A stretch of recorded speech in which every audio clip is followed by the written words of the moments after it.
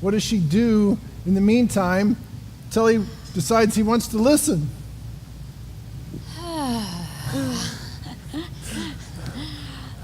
Well, the good part is that the Holy Spirit is available to me at all times. And I have to breathe him in, I have to breathe him out, and I'm dependent on the Lord for my every response. And it helps for me to be grateful. Especially if I can document my gratitudes, it helps me to see, oh, there you are, Lord. Oh, you care so much for me. You're here too, and you're there. And that draws me even closer to him.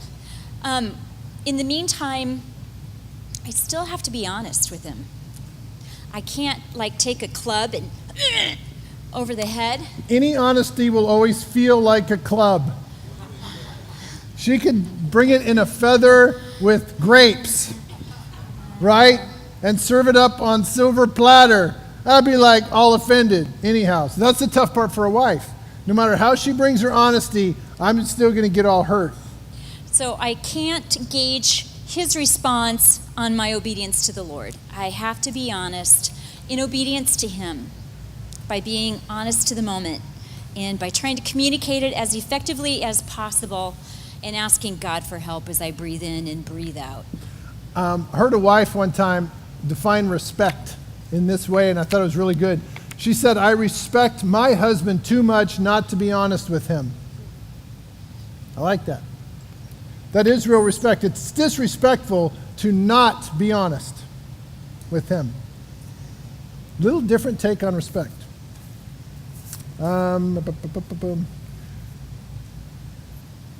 What is one to do from going back to old ways and bad habits? How should we deal with it? We have to bring it into the light. If we've got a bad habit, you sense a bad habit, got to bring it into the light. For instance, it's not unusual for me to get into a bad habit of zoning out to TV. Sorry, it can be my medication.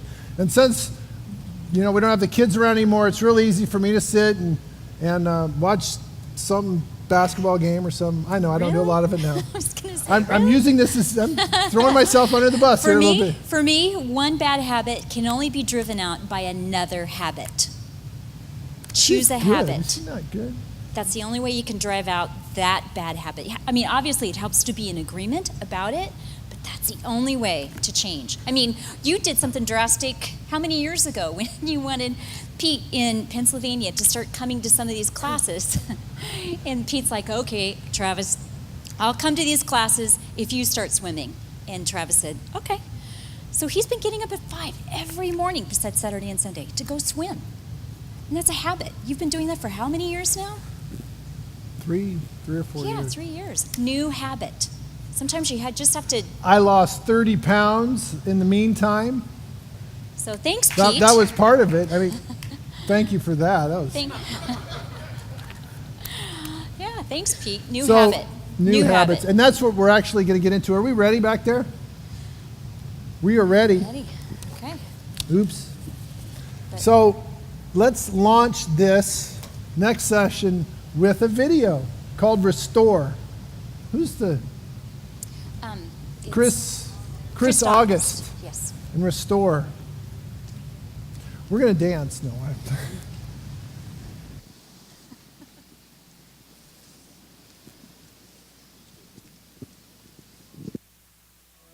Nobody's growing old together. We've made it easy just to quit. Love has become a negative percentage. Why do we bother to commit? We've got a long list of excuses, ways we try to justify. Well, I propose to you the truth is, marriage does not have to die.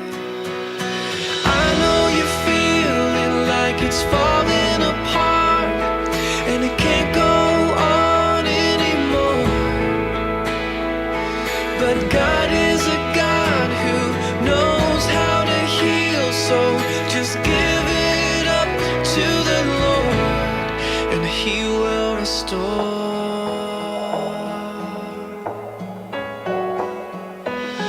He said, with this ring I promise, and with I do, she said, forever. But right now, if they're being honest, they don't know if they'll stay together. Let's fast forward to the future. After struggling on their own, they finally figured out they needed Jesus in the middle. Now I'm watching God rebuild their home. I know you're feeling like it's falling apart, and it can't go on anymore. But God is a God who knows how to heal, so just give it up to the Lord, and He will restore. The enemy tries to come and divide, trying to get us to give up the fight. But darkness will always lose out to light, 'cause we've got the power of Christ on our side. I see you growing old together. I pray I find a love like yours. So if you're feeling like it's falling apart, and it can't go on anymore, God is a God who knows how to heal, so just give it up to the Lord, and He will restore like it was before. You may have strayed off course, but He will restore.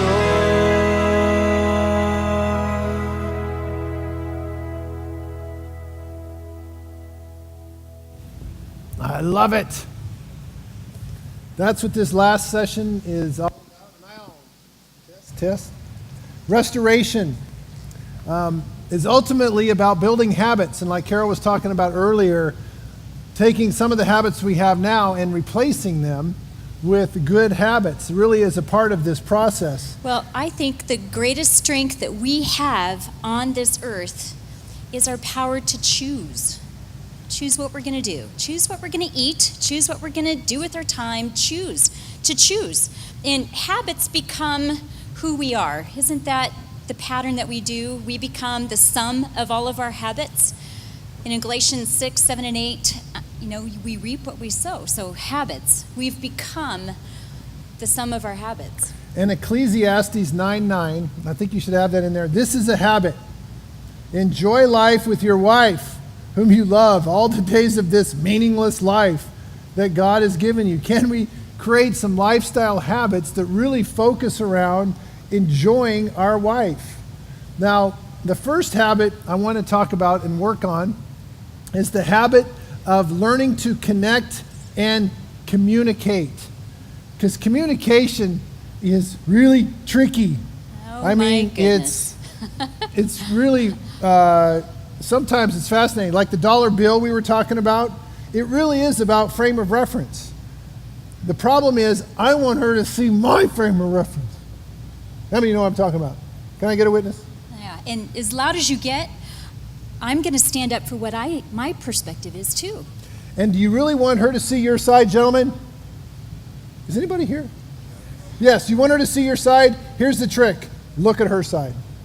If you look at her side, then she will see the side you're looking at. You can change your frame of reference and hers by being willing to see where she's coming from. The hard part is you've got to be patient and kind in the process, because communicating is so tricky. Just the other day, we're both driving around. It's a Saturday. We're doing projects for the house or whatever. and we're on the phone, and I say to her, hey, I'll meet you at Home Depot in 15 Okay, minutes. see you there. Boom, see you there. So in 15 minutes, I'm at Home Depot, I'm inside, I'm like, Yeah, what's and I up? don't see his truck in the parking lot. And so do I wait in the parking lot waiting for him? You know, where's he going to park? Okay, maybe I should just get a head start. So I park, and then I go into Home Depot, and I start going down the aisles. And I'm already in Home Depot looking around. I know, and he calls so me. I can't find her, He's so I like, give I'm her a at Home call. Depot. And I'm like, well, I'm here too. Where did you park? I didn't see your truck. Where are you? Home Depot. Yeah, that's where I'm at too, Home Depot. Oh, which Home Depot are you at? I'm at Tatum and Bell. Where are you? I'm at Cactus and Cave Creek.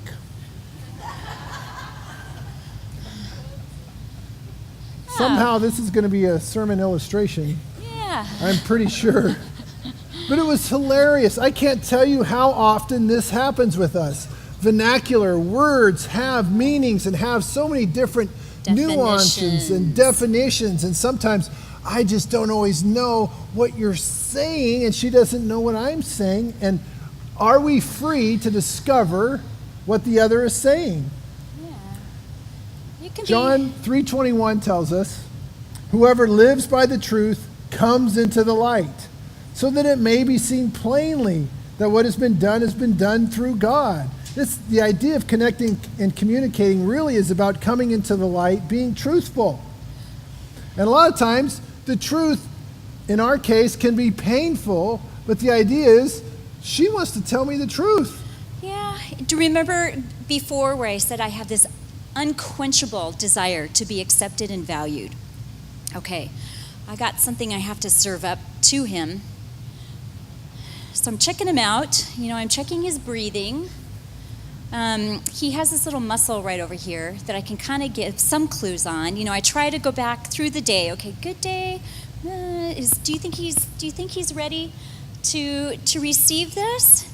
And sometimes he stands there like this. And then you can guess, I'm just going to pass. And I'm going to wait for a more opportune moment. And sometimes I know the idea, sometimes it's just because it's from me. So I will see, okay, is this just because it's from me? And then I think, well, what if I come over here and I think of, this is from someone. Someone said, and I try him out over here? You know, will he receive it over here? And then sometimes it's like, well, what if I do it from someone he respects? What if I say, because I know this person would agree with me, and so I come over through here, and then I serve it up to him this way. You know, so I am going through all of these gyrations, trying to figure out the most positive way to sell him or to approach him or to communicate with him. He has no clue. The efforts that I go to, and it's not that I'm even consciously thinking about it. I think I just instinctively do it because I just crave his value and acceptance. It is funny to me, even to this day, I watch her couch things. And it's funny when I start seeing her do one of these and I see her, she's trying to soften up whatever she's going to tell me. I'm kind of like, you're worried about my response. Yeah. A little bit. So, you know, at least with us, I have some softballs that I throw to him and things that I have learned to prep him, you know, such as, can I share with you my thoughts on that? So it gives him a little heads up of here it comes. So those are some of the things that we have learned, at least. Well, and then she'll be as bold as to say, no, I don't want you to get angry.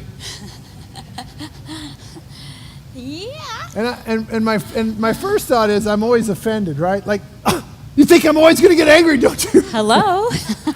Hello, case And then I in prove point. to her Right there. exactly what she's worried about. I mean, isn't Yeah. that ironic? Well, what do you mean? And I proved to her exactly what she's saying. I don't want you to get angry. She hasn't even told me, but she's just serving it up. I get upset. I know, that's like the alligator at the zoo where he just goes chomp. You know, and it just kills me. I don't ever want him to chomp me, and so I have to be... Connecting and communicating has got to be something we do on a consistent basis. And I'm talking about daily connecting. And I like going back to before we got married. How much time do you spend talking? A lot. Lots of Lot. You didn't mind, chat. You didn't mind at all sitting talking. What happened? the altar. So can we get back to those days and start enjoying what's going on? Because here's the fact. If you've been married for any length of time at all, you've changed. You may need to get to know each other again. Yeah. Because we're both changing. And the fact is, God really wants us to change together, but if we haven't, then we've got to get to know each other again. Yeah. And that can happen an awful lot. And I'll tell you, one of the hard parts about connecting and communicating is interpretation. I'll never forget, back when our son was in high school, he was a pretty good swimmer. And he made the Olympic trials cut when he was in high school. And because of that, he made this junior national team that was going to have a competition, the Pan-Pacific Championships, competing against China, Japan, Russia, Australia, New this Zealand, big Canada. meet. He made the team for this meet. Well, we knew he made this team kind of in advance of the notice, and the meet was in Maui. And at the time when he made the meet, I had told her and confessed to her, we're not in a spot that we're going to be able to do this. And go as, watch as him much in as I want to Maui. go see him compete Couldn't for his country, financially. the junior national team, I mean, as much as I want to do that, I just don't think we can do it. So I told her that at the beginning of the summer. Well, in a couple months, like in October or something, we get the notice in the mail about this Maui trip. And I'll never forget it. I get this, and I look at it, and I open it up. Our son's on the national team. Open it up. And Carol says, Oh, I'm so sorry. No, we won't be able to go. He'll just have to do it without us. That's too bad.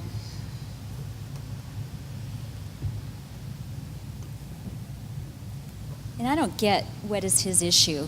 In fact, he just leaves me like that. And I'm like, what? What just happened? I ran to and so our I follow closet. him. I follow him. Like, what's going I on? ran. I literally What's went, going on? and I ran to our closet. Yeah, and I don't get why he's running away from me over this I had letter. told her that we couldn't afford this. I told her. She simply said, I'm sorry, we don't get to do this. Do you want to know what I heard? I heard you are such a loser as a father that we don't get to watch our son compete for our country. Now, what part of what she said was, you are such a loser that we can't watch our son compete for our country? What part of that happened? There was something happened in here, the translation, and I literally heard her say that. And I knew it wasn't right, and I was afraid. Yeah. And so I ran to the closet. She comes in there, and she goes, what? And I go, you just don't want to know. I can't believe I'm even telling you what I heard you say. Because I knew she didn't say it. But I still heard it, and I felt it. And I was furious. And even though she didn't say it, I still heard it. So it twisted in your brain. It totally jacked me up. So you misinterpreted what I was saying and grabbed shame and blame onto it, and then I had to run because I didn't want you to catch it. yeah. So that was really bizarre. But But it was happens. interesting because I got away. I was able to come into the light and say, okay, this is what I heard you say. That's awful. I know she would never say that, and yet that's exactly what I heard her say. Yeah. This time that we spend connecting, one of our first projects that Travis being mechanical, by golly, he's going to get it done. So, every night we're connecting, right? If it kills us. But, that was a good habit to get into. And in fact, Fighting every night. It's a great habit. well, okay. But it teaches you what works and what doesn't work. Yeah. It's like you discover how to shoot free throws by missing a lot of them. Well, I learned how to communicate by messing up a lot. By this intentional habit, the time doesn't just happen, and it doesn't build trust in me if it's just a good intention. It has to happen. It really does have to happen. And I know him, and I know once he gets in his mind something that he wants to do, he's unstoppable. So if he doesn't want to spend time with me, it destroys me. It destroys me. And the other flip side to that is when we aren't communicating together, we gravitate from being a we, and now we're into me. And I'm into Carrollville, and Travis is into Travisville, and we don't have a clue who each other is. I hate that. I know, I do too. And the connecting time really is to discover what's on her list. That's part of how I discover what she's got planned for tomorrow and the next day. I discovered, this is really wild, ladies, sorry about this, that we don't know this stuff. She has all these house projects that she's got in her mind that she doesn't even care about happening for 2, 3, or 5 years. Are you kidding me? Yeah, that's the Really? someday. That's the someday list. She actually has a list of someday things. I didn't even know this. I know now. Yeah. I think some things she still keeps that I don't know about. Not Because she intentionally. knows I'm going to want to get it done. Yes. But in our time together, it's like every day we get to define who we are.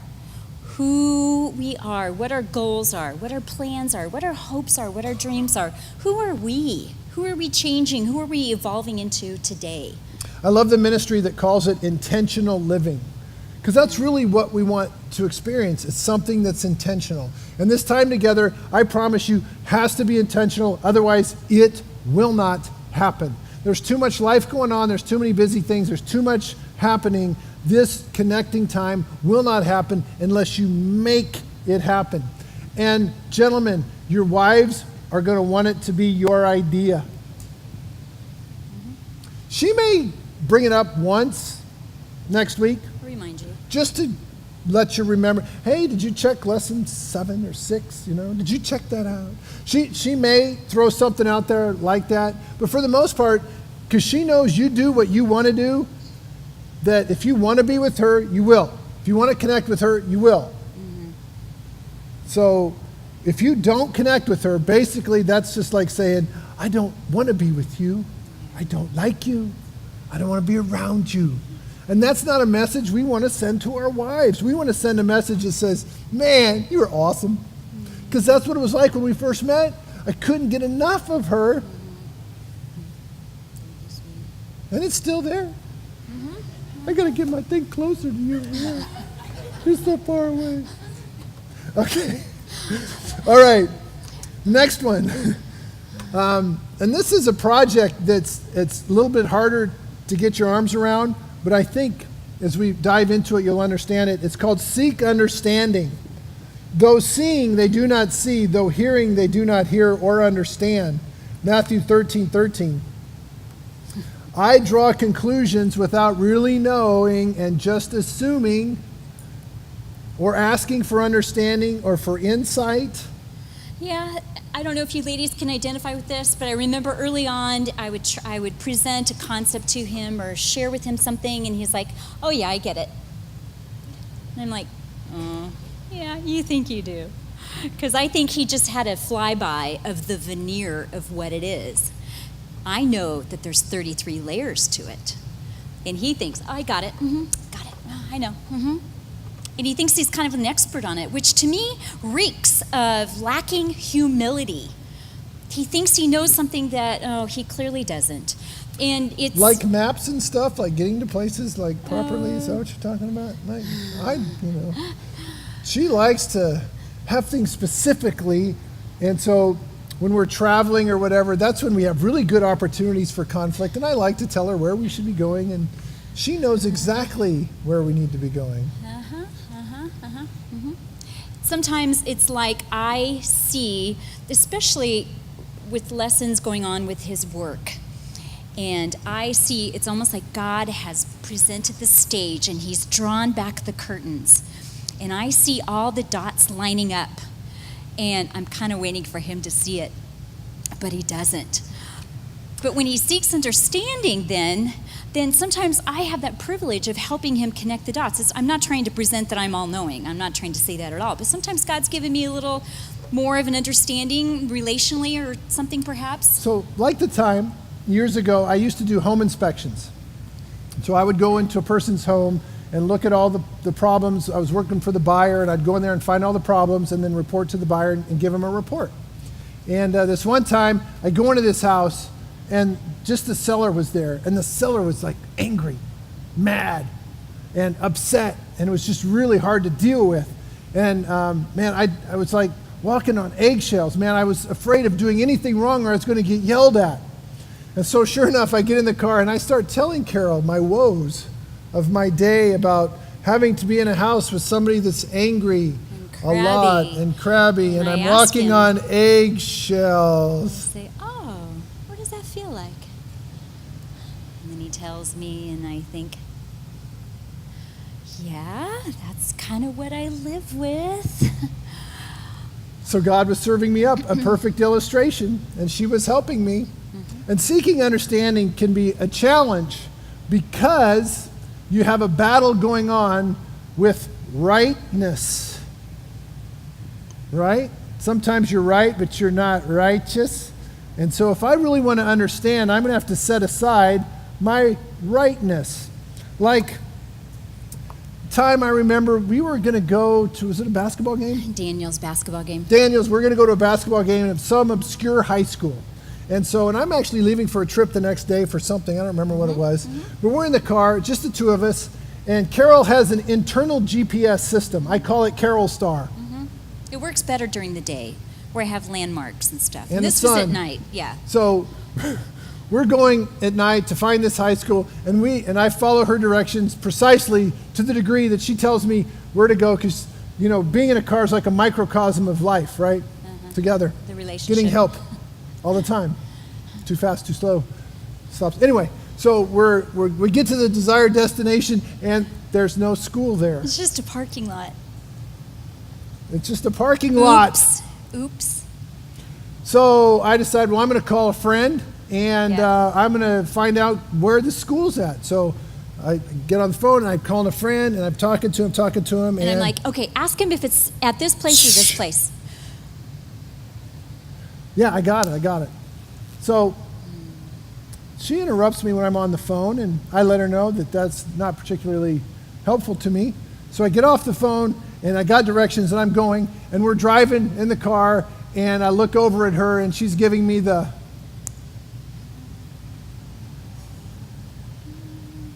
What's the matter? Nothing. Now, I've been working at this for a while, and nothing usually means something.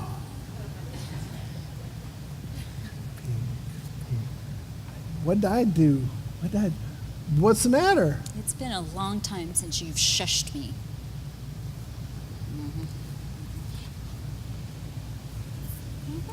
I got a battle going on now. You know what I'm saying? Because I was on the phone and she interrupted me, right? I was getting directions. She interrupted me. That's one trump card. I got me a trump card. Now, she's blaming this on me. I shushed her. Really? I think I should play this card because she interrupted me. This is a good card. I know better.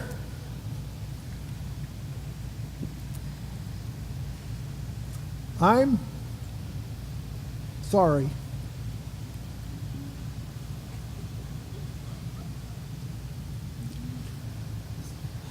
Didn't take.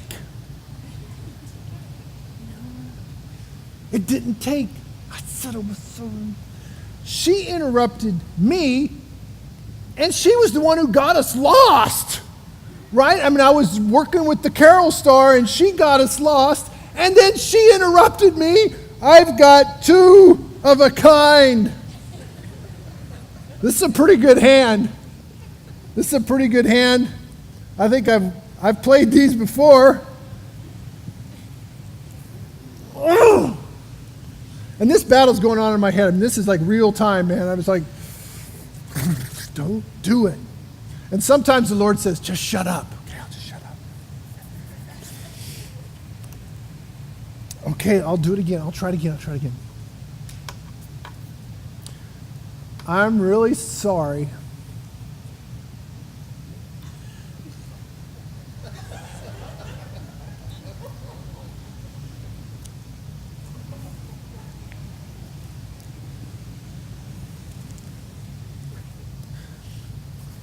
She got us lost. She shushed me, And I said I was sorry. Twice! That's three of a kind. That's a really good hand, man. Shut up. No, gotta play. Shut up, gotta play. Shut up.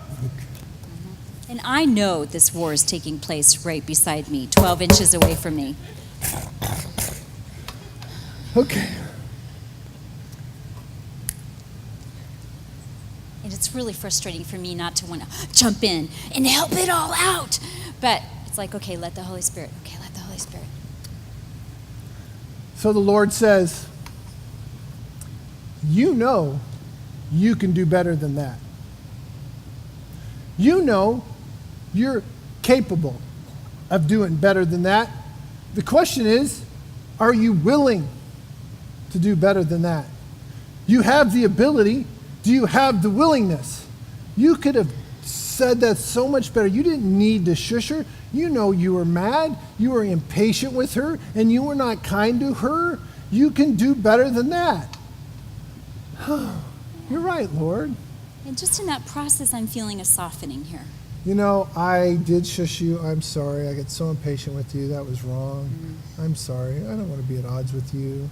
You forgive me. That was bad. I don't want to be at odds with you. You could have done better. I know.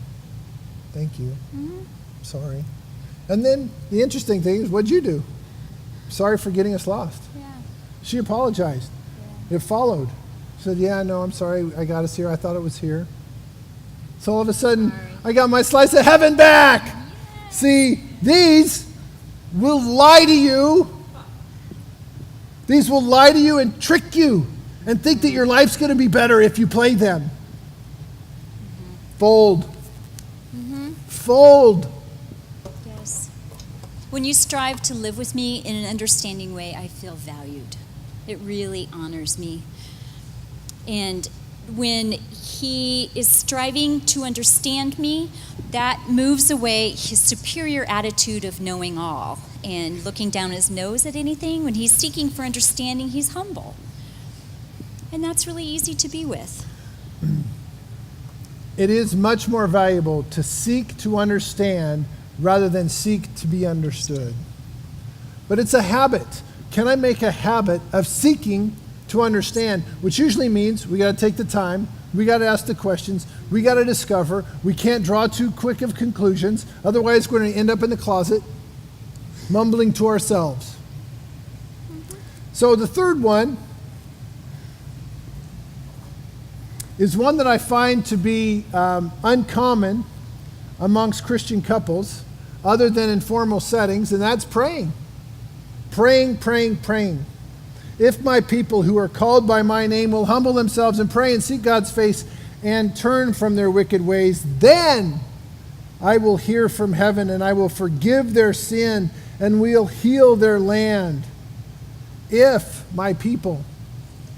This is a choice, and this can be a habit. In the conflicts of our lives, do we really believe the Creator can help us, wants to help us, wants to lend a hand? Because I will tell you this, if I will simply sit down and pray and just start mumbling whatever it is that comes out of my mouth, help arrives. The Spirit of God shows up and creates a harmony that's unspeakable if I will humble myself to do that. Boy, that's a challenge. But it blesses me when you submit yourself to praying, because that means you're submitting yourself to the Lord of Lords. So when you humble yourself and you pray with me, that really brings me comfort, gives me peace. It makes me feel cared for. I feel secure that you're just not going to ram out your way of how you think it should be. But when you pray with me, doesn't Scripture say whenever two or more are gathered in his name that you're here with us? He's here with us? It really blesses me. The struggle is for me to challenge myself to have a discipline of doing it. Because what's weird to me is I don't want to. I don't want to stop. I don't want to surrender the control of this conflict, because in this conflict I'm starting to get the upper hand. Sweetie, really? It feels that way.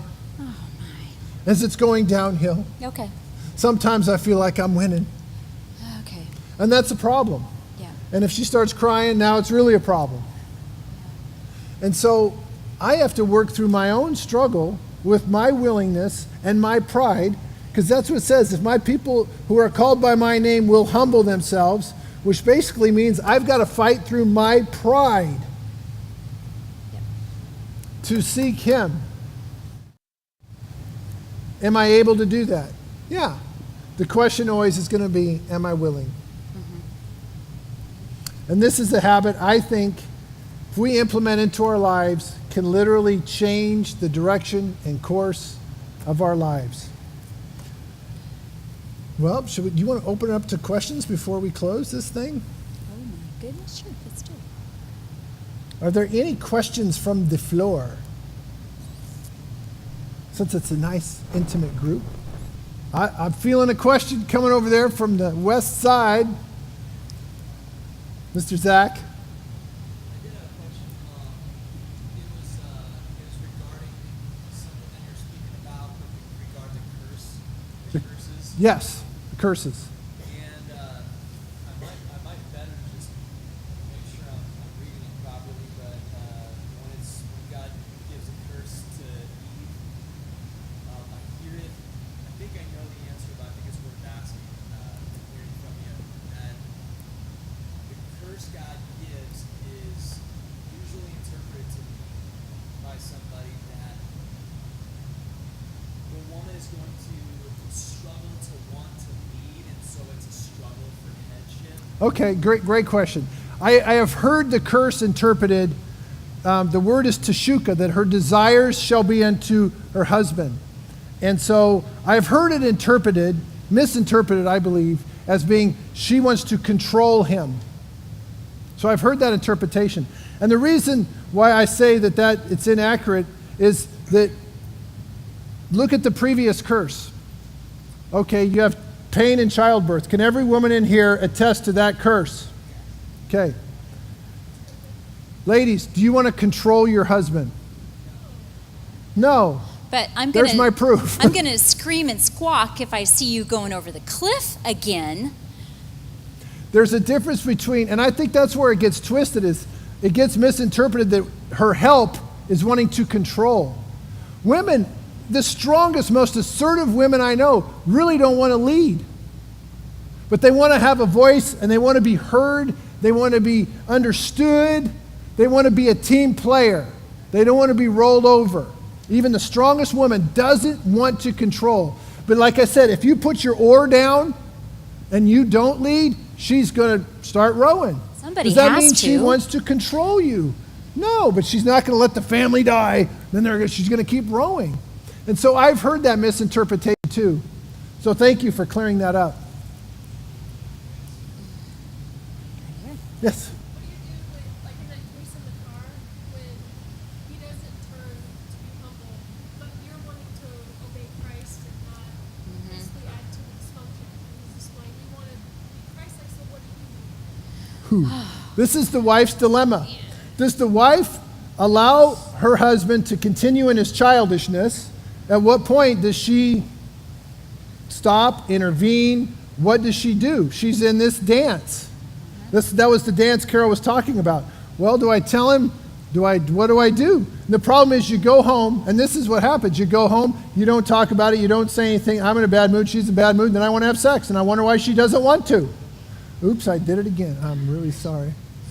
She doesn't like it when I bring that elephant in here. Here, come elephant. Okay.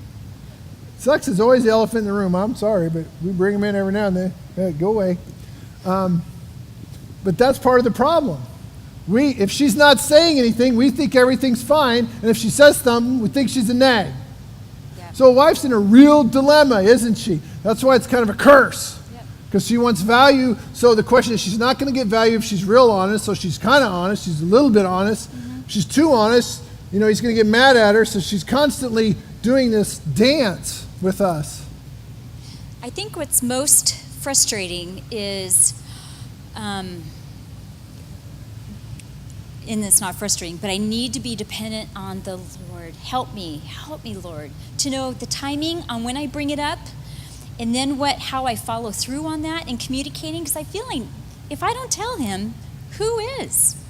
So it does need to be communicated. The timing is the key. Now, with Travis, there's been times where I have left a note on the kitchen counter, left it there, and walked away. I was honest, I shared my heart, but I wasn't around for the shrapnel when it hit. So that was still communicating, you broke my heart again. Do you realize the effect you're having on my heart when you do that? You're killing me. It's crushing my heart. And I want to trust you, but when you do this or that or the other, you're breaking the trust. I can't deal with something that I don't know. If I don't know that I've hurt her, I'm not going to fix it. With your example of, I'm sorry, we're not going to be able to go to Maui, Uh-huh. and you heard something different, how far do you go to say, that's not what I meant, that's not what I said? How much do you engage in that? Well, again, it depends on where I'm at. Yeah. Because I was telling her I knew I misinterpreted. I knew that that wasn't what she said. But you still said, but I heard you say it. And so I said, this is terrible. I will tell you what I heard and what I'm working through, but I know you didn't say it. And I know you didn't mean it. And I'm just telling you what my flesh heard. Yeah. So I was aware of my flesh. See, that's the difference. If a guy is unaware of his flesh, you can't convince him that he's got it. Doesn't Proverbs talk about arguing There's with a way that fool? seems right to the man, and the end thereof is she's crying, she's hurt, she's upset. But all a man's ways are right in his own eyes. And I know when he's in his flesh, and I know the Spirit of God, I have to let the Spirit of God work there. Do I just jot it down in my journal when I'm feeling so then I don't forget and I can come back to it? But I know engaging in that tornado at that time, that's not going to be profitable. Journal, is that keeping a record of wrongs? Well, you know, the difference to me is these are offenses between us. These haven't been righted. So it's not a record of wrongs. It's never been covered. It's never been repented of. You know, our record of wrongs was washed away by the Lord, but now we have this between us Okay, because this is an offense. I have a visual for you. In fact, Brenda Huff, around here, best friend, has a shed, used to have a shed in her backyard. And you walk into her backyard shed, and it's 3 walls of shelving and perfect white boxes on all of the shelves, perfectly organized with numbers on each of those boxes. Okay, then she has a card catalog, and in her card catalog, she has an index card, and on the index card is the contents that's in every perfect box, right? So that's Brenda Huff, that's her organization. Okay, you guys there? You see it? You there with me? That's what I feel the offenses between Travis and I are. I feel they're lessons. So when he comes to a point in his life and he says, I was really feeling my boss was doing this or that or the other, I think, that's box number 7. And so I go to box number 7 and I open it up, and inside are the contents. Do you remember when you did this or you did that? And that's not cognitive or intentional. No, this that just happens just naturally. happens. Guys want to know, how can you heal the past? Well, if you're letting God work on you, this will happen. You don't have to make it happen. It will happen. And I bring up that incident that happened to us in the past. That was an offense between us, but now he has understanding about. So to me, it's a lesson. It has purpose. It has value. And now I can take it and Take go, it. that's mine. You don't need this in your shed. This is mine. Matter of fact, this is a lesson from God. I know what this represents now. Yes. That whole walking on eggshells thing, she had told me that years ago. Why walk on eggshells? I'm like, what does that mean? I don't know what that means. I don't know walking on eggshells. Well, in this house, I now feel walking on eggshells. It's like, I know that now. I understand that now. Wait a second. Now when she says, oh, I get that, there's value in it. Value. So it's not like I'm keeping a collection. I don't want to. And it's also like the offenses between us. You've been to a doctor's office, and if you go in the corner and you see the magazine pile, and if you go way down at the bottom, you might find a magazine that's a year old, maybe even 2 years old. Okay, it's still there in the magazine pile, but no one's accessing it. No one's looking for it. No one's digging for it. It's not being used. It's still there, but it's just not, it's not important. It's not affecting day to day. So that's kind of what I feel the offenses in our past have been, they're really lessons that are waiting for revelation. Nancy. After you share honestly and say you're better, whatever, you shared it, but it doesn't work again. What do you do with it? Good question. And for the TV, if she writes a letter, she's honest with me, and she leaves me the letter, the question is, what does she do with it, not knowing what I'm going to do with it and whether I'm going to bring it up that night or whatever. Now she's sitting with this, and she shared her heart with me, and now what? I just kind of remind him. She'll eventually do later on that night is she will say, because you got to realize one of our habits was connecting and communicating. So that meant every night we're going to sit and so she, we're keeping short accounts. So every night, if she left me a note in the morning, it's coming up that night. She's going to say, "Did you get it?" And eventually I'm going to realize I better bring up the note, right? Because I know she's going to bring it up. So it's going to get talked about that night because we talk every night. It's a habit. And I love it. I mean, I am so addicted to spending time with her and sharing with her and living our life together. That's now. That wasn't the way it That's was not the all way. the time. We had it through That's gritted teeth, beforehand. And I will honestly tell you this, it took a major paradigm shift for me to be free to be this dependent. Because I think we're naturally independent, and there's this nasty word in the Christian community called codependence. And I think this is codependence in the very best sense. Because I think Interdependent. God made us this way, to be Interdependent. interdependent on each other. Okay, then we won't Change use the interdependent. We'll vernacular. use the Yes. word. Whatever. For me, though, it was weird. It's like I didn't want to need somebody so bad. And the Lord was like, it's okay. She's part of you. It's all good. Oh, all right, Lord. Great question. Miss Annette. If a man ends up being like Travis, where he's aware of his emotions and he's relating to his wife on a deeper level than most men in society, how does he fit in a men's ministry group at church? I avoid them like the plague. No, that's not true. Repeat what. Okay, the question was, if a guy starts becoming more concerned about emotional things, connecting, being self-aware even, how does he deal with men's ministries that tend to be a little bit more fluff? I will tell you, it depends on the men's ministry. It really depends on who's leading the men's ministry. I think men's ministries are really good because guys can be a little bit more real in a men's ministry because the wives aren't there. And so sometimes they can be more honest, but there's no accountability. That's the problem with the men's ministry. Because the wife's not there, she's, a guy says, yeah, I'm doing really good, I had a great week. If his wife's not there to say, what week were you living in? I have no idea what you're talking about. And us guys, we will act like everything's fine. Very few guys will really be honest. I've heard so many stories of guys in small groups even where a guy has cancer. He's literally got 6 months to live and nobody in a small group even knows it.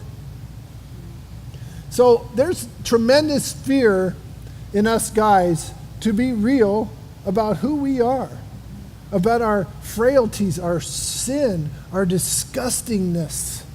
But I think unless we discover who God really made us to be and loves us, we can't experience him. And part of that's really discovering who we are. Which is So a I don't know if lifelong that answered journey. you. But yeah, which is part of this journey. It's got a lot of unexpected twists and turns. So how we want to finish? Yes, Leisha.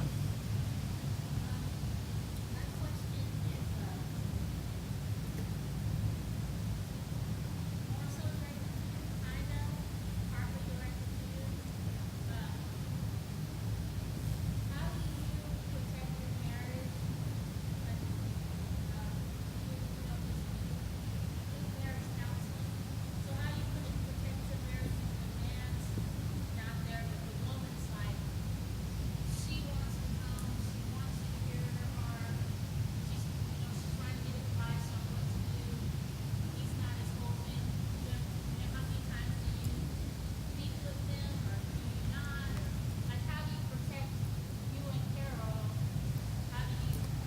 I'm very, very. Repeat Go the ahead. The question was about caring for other women, and how do I protect us if just the wife wants to meet, and how do I care for another man's wife while protecting us? Do it very rarely and always with her knowledge, and never with a closed door. And I always let her know. I mean, I had a business transaction the other day to meet a woman at Starbucks for a business thing, and I even told her that. I go, I've got to meet this lady. I want you just to let you know. So to me, it's all about just disclosure. It's disclosure, letting her know what we said, what happened. I try not to engage with too many wives that way. Well, the reality is the only thing you really can communicate to a wife who's in that position is that she's not crazy. He doesn't have the power to lead her spirit because he's not her husband. Yeah, I can't really help her other than to let her know she's not crazy. So that's really all the help that he can offer. And even if she is crazy, I'm going to tell her she's normal and she's okay. And she might be crazy because I've seen some women driven to crazy town Well, hello. and dropped off. You I said drove it you to crazy me, town. Yes. I know. Touche. That's exactly Golly, right. he would I get- drove her to crazy town and dropped her off. He would get me So- so bonkers that I would have hives. She did and have I hives. didn't even know who my name was. I don't even know who I was because you Can we had get me back so to restoration? twisted I up enjoyed here.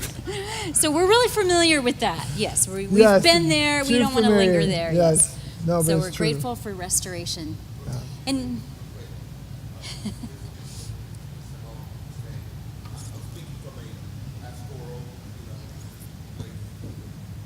You're dealing with the husband who's an unbeliever. That's a whole thing. But to be care for the wife who's coming to church, loving God, who needs to get into as well, but she's dealing with an unbeliever. Yeah, I'm going to do as much as I can to direct those situations here. I'm going to say, okay, I can't fulfill this need. And even if she's married to an unbeliever, he's still leading her spirit. He's still her spiritual leader, right? So I'm going to, and if it's an awkward situation, and it depends on how she feels about the person. If she's feeling like, I don't feel good about that, then great. That's not, if she said, yeah, you're okay, I'll run it by her. I say, so-and-so wants to talk. How do you feel about it? Yeah, I'm okay with that. This one, not so much. So I honestly let her help me discern because I'm going to help everybody. And so I'm going to let her discern sometime. So I know our time is just, I can't believe how fast this day went. Yes, Thank Kathy? you. Uh-huh.